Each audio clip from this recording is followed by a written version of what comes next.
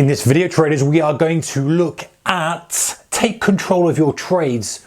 Don't let the market dictate terms. Stay tuned. Hey guys, welcome to you. All right, so what do I mean by this? Take control of your trades, don't let the market dictate terms. Now, let's just clarify this. We are not saying that we have to force what we want to happen in the market. That's a different thing. Many traders, will take a trade and they will demand, the market goes up and they'll try to force the market to do something. That's not what we're talking about. When you're in a trade, the market will do whatever it wants to do. It can go up, can go down, can just sit there and do nothing. And you can't control that, nor can you will it or hope that it does it. Nothing's going to affect it. It will do what it wants to do. So that's separate. This is you taking control of when you trade. One of the edges we have as a retail trader is that we can trade whenever we like. We cannot place a trade for days, for weeks, for months, for years if we want to. But hey, put it in perspective. If we're a day trader, we don't have to trade today. You have to trade tomorrow. You can say, hey, really active now, I'm going to focus. That's one of the things. Let's have a look at the difference between you controlling your trading and the market dictating your terms. So, if we look at you, if you're trading with a pattern-based thesis, pattern-based trades, you're waiting for a specific pattern, whatever that may be for you.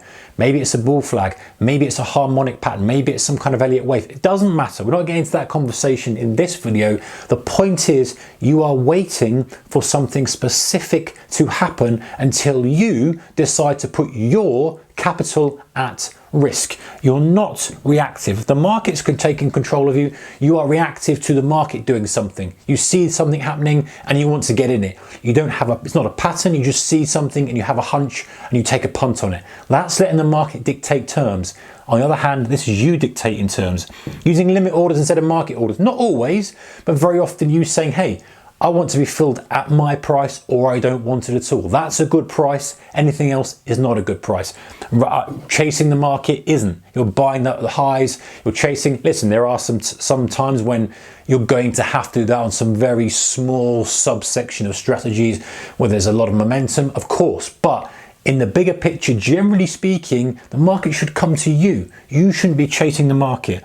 Then the levels of interest, when are you getting involved? Similar to the patterns, but saying, hey, I'm not getting involved. In fact, I'm not even going to give it my attention until it gets to this specific level. Then I will look. Now, don't get it wrong, guys. I think there's a confusion that people often make is that it doesn't mean we say we will definitely go long at this level or definitely go short. You may have that thesis, which is fine. But you may also say, hey, I want to see what happens at this level because this is a key level. If we push through and pull back up, it's a good long. If we push through and hold low and start to drift lower, it's a good short. It doesn't necessarily mean you are aligned one way or the other. You may be, but you may not. The point is it's a level of interest where potentially the supply-demand imbalance could shift one way or the other. So that's you taking control of when you will be looking at the market and when you will be trading the market potentially. Okay, so some other things like volatility filters, only getting involved when there's specific volatility, only getting involved when the conditions are suitable to you. And maybe there's a volatility filter where it's not too much and not too little. A sweet spot in the middle. That's you taking control of it again, rather than the market. If you've got an emotion fueled by volatility, too many traders see something spiking around, it's moving, like I must get involved in it. I need to trade it. I feel excited by all the money I could be making. That's dangerous because the market's dictating its terms to you. Right, next one is a focused approach.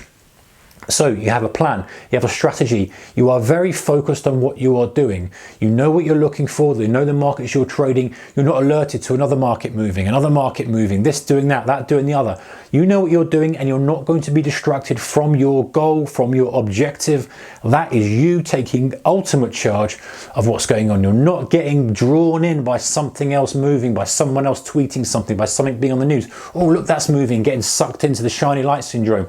You're focused, you're waiting, you're hunting for your opportunity, and then you're striking. You are in charge. Final thing is, guys, a planned strategy. So similar to this, but let's look at and we'll compare it to need to be in every move. The trader that's constantly losing money needs to be in every single move. Up and down, they want to be long, they want to be short, they want to take the big move, the little move, they want to be in and out of it, they want to trade that market, this market, and they just end up losing money. You know it, you've seen it before, and if you haven't done it yourself, you've seen other traders do it.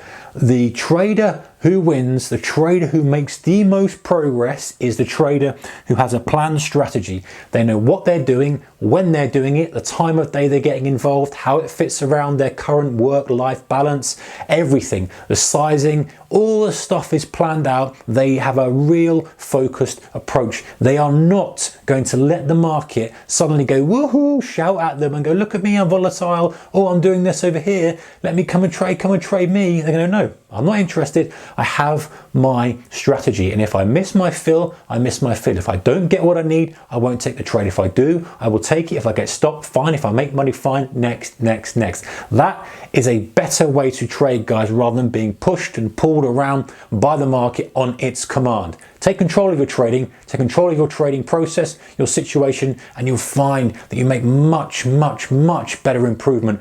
And hopefully you'll see that in your bottom line as well. Take care, guys. Keep your risk managed, and I'll see you in the next one. Bye-bye.